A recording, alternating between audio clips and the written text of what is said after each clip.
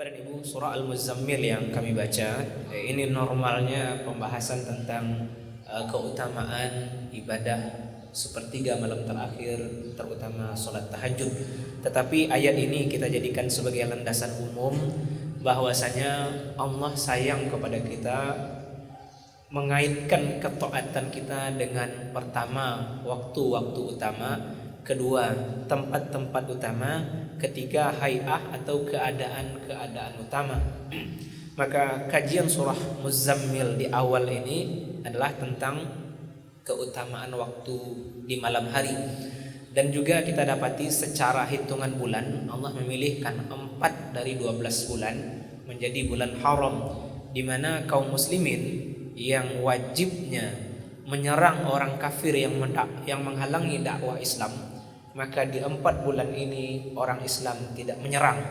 Kalaupun ada perang, maka prinsipnya adalah bela diri. Ketika muslim diserang, maka tetap wajib melawan. Tetapi menyerang Allah haramkan di 4 bulan haram, yakninya di bulan 7 lalu Rajab, kemudian di bulan ini Zulqa'dah, tanpa terasa ini sudah tanggal 11, kemudian di bulan 12 Zulhijjah, dan terakhir di bulan pertama atau bulan Muharram itu sendiri. 4 bulan ini adalah 4 bulan haram, yakninya haram perang dalam makna menyerang orang kafir ke negeri mereka. Termasuk juga kita garis bawahi, sebagian orang kita dengar agak keberatan dan menghindari melakukan akad nikah di bulan Muharram karena memahami haram akad nikah di situ, itu adalah pemahaman yang salah. Kalau pemahaman itu dibenarkan, kenapa 3 bulan yang lain tidak diharamkan? Ternyata kita dapati banyak orang yang menikah di bulan Zulqa'dah, bulan Zulhijjah, dan juga bulan Rajab. Maka dari pembahasan fikih kita dapati haramnya adalah haram untuk menyerang orang kafir di dalam medan dalam prinsip peperangan. Maka 4 bulan haram ini memberikan makna luar biasa dari generasi pertama jamaah semua, yaitu para sahabat, bahwasanya mereka justru menggunakan 4 bulan haram ini untuk optimalisasi bulan-bulan sesudahnya. Mereka bisa optimal beribadah di 4 bulan haram ini. Maka juga ibadah haji Allah pilihkan di 1 bulan dari 4 bulan tersebut, yakninya di bulan Zulhijjah. Bahkan ibadah haji itu sendiri diberikan 2 miqat. Miqat artinya secara dasar adalah batas waktu, tetapi dia menunjuk 2 hal. Satu batas waktu, yang kedua adalah batas tempat. Maka ibadah haji waktu intinya adalah di tanggal 8 Zulhijjah, dan puncaknya terjadi di 9 Zulhijjah. Sebagian ulama memahami tanggal 8 Zulhijjah, hari Tarwiyah, adalah sunnah hukumnya untuk memakai ihram dan mulai menuju Mina. Maka dari Mina lah mereka akan berangkat menuju Padang Arafah di pagi tanggal 9 Zulhijjah. Yang kita kokohkan adalah Allah memilihkan bulan haram sebagai bulan keutamaan untuk menunjukkan ketundukan secara ibadah murni, secara ibadah mahdhah kepada Allah Ta'ala.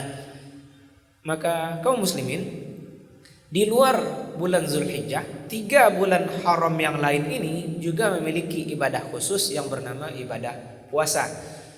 Dalam kaidah Nabi SAW, beliau memberikan sunnah untuk mengoptimalkan 4 bulan ini dengan sunnah puasa Nabi Daud alaihissalam.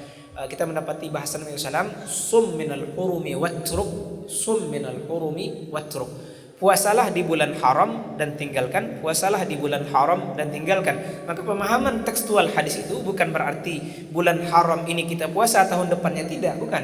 Berarti kita didorong untuk selang-seling puasa di bulan haram, karena memang Nabi SAW mengatakan sunnah puasa terbaik adalah sunnah puasa Nabi Daud SAW, sehari puasa dan sehari tidak berpuasa. Maka siapa yang ingin mengambil sunnah puasa Nabi Daud SAW, maka terbaiknya adalah di bulan haram yang 4. Tentu saja pengecualiannya adalah di 10 Zulhijjah dan 3 hari sesudahnya. Karena itu kita dapati umum pendapat ulama adalah hari haram berpuasa.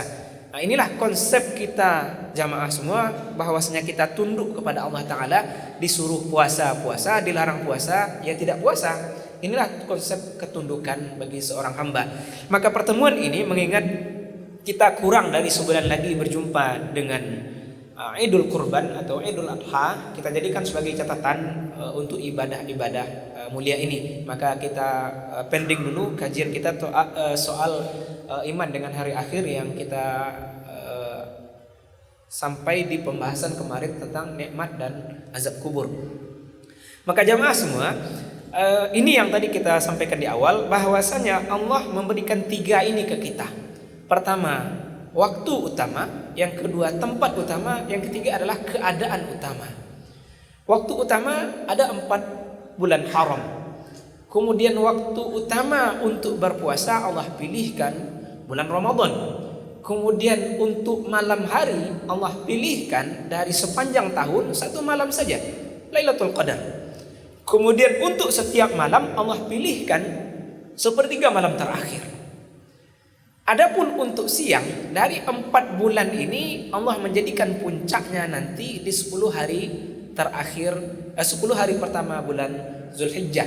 Sehingga Nabi SAW sendiri memberikan kaedah kepada kita, ma min ayyamin al-amalus solih fiha ahabba ilallah min hadhil ayyam. Tidak ada hari-hari yang amal soleh lebih Allah cintai dibanding amal-amal soleh dalam 10 hari ini, kata Nabi SAW. Maka itu menunjukkan amal soleh di 1 Zulhijjah sampai kepada 10 Zulhijjah itu adalah amal yang utama.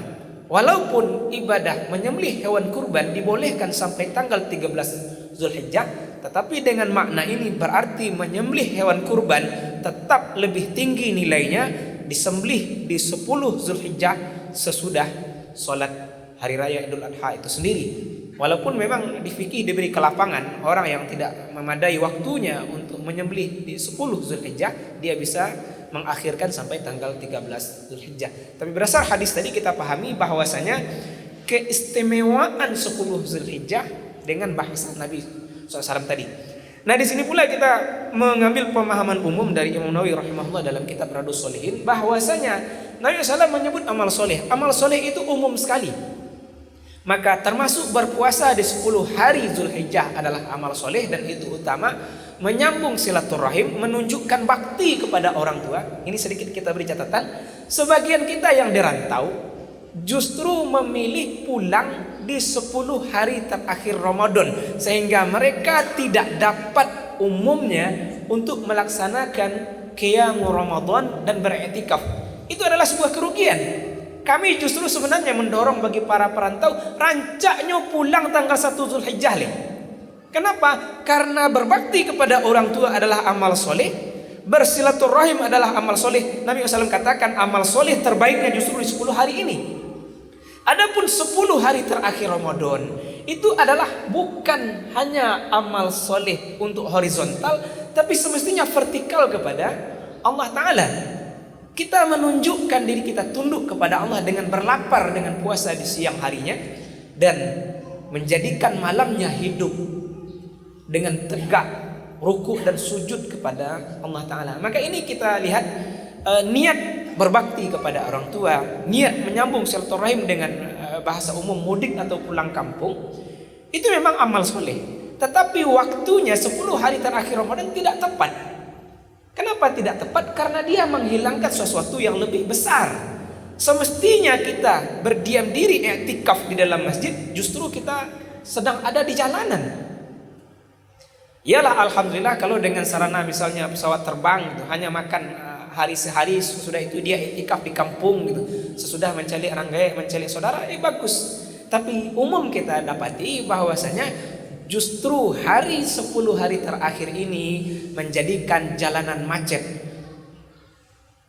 Padang panjang yang mungkin bisa diselesaikan dalam 2,5 jam, itu bisa sampai 5 jam lebih karena kondisi kemacetan tadi. Maka saya yakin, dan saya sendiri pernah mengalami, bila katakan ada wak jom macet tu kau membaca Al-Quran, susah itu. Kalau tidak masak mana hafalan tidak bisa. Tapi kalau hafalan yang sudah kokoh, saya alhamdulillah pernah coba juga gitu, di perjalanan bisa mengkhatamkan surah Al-Kahfi. Kenapa? Karena hafalannya sudah kokoh. Yang hafalan tidak kokoh tidak mungkin akan terulang di kondisi macet. Utak awak sih kadang sama deh keadaan. Maka jamaah semua, ini perlu jadi perhatian kita bersama, mengistimewakan nanti 10 hari pertama Zulhijjah itu dengan amal soleh. Siangnya kita berpuasa, menyambungkan silaturahim, bersedekah, berbakti kepada orang tua. Orang tua kita yang masih hidup, kunjungi mereka di 10 hari ini.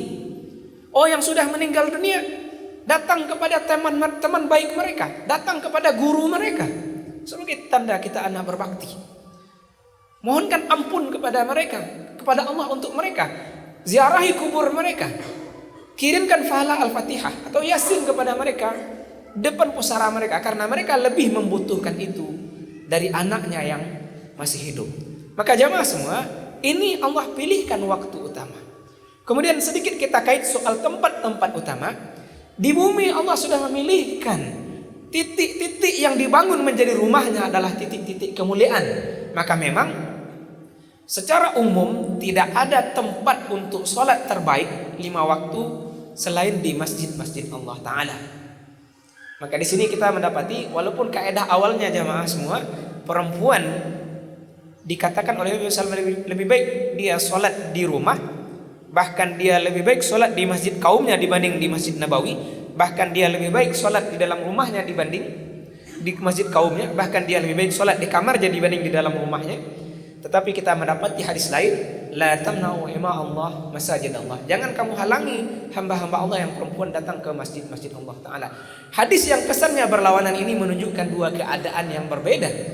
Di awal-awal ruang fitnah keluarnya perempuan, maka memang perempuan lebih baik sholat di rumah. Tetapi ketika sudah aman dari fitnah dan mereka juga membutuhkan hal-hal yang didapatkan oleh kaum laki-laki di masjid, maka dalam banyak keadaan perempuan lebih baik sholat ke masjid. Sehingga Nabi SAW memberikan kaedah, tidak boleh wali, tidak boleh suami menghalangi atau melarang kaum perempuan, istri dan anak gadisnya sholat ke masjid selama mereka tidak melanggar ajaran syariat. Ini saja dengan waktu terbatas kita potong dahulu. Masih ada bahasan yang lebih lanjut soal indahnya 3 sisi ini, waktu utama dan tempat utama, serta keadaan-keadaan utama yang harus kita usahakan agar kita mendapatkan banyak pahala walaupun dengan sedikit amal. Demikian, terima kasih atas perhatian. Kita tutup. Subhanakallahumma bihamdika nasyhadu an la ilaha illa anta nastaghfiruka wa natubu ilaik. Amin ya rabbal alamin. Assalamualaikum warahmatullahi wabarakatuh.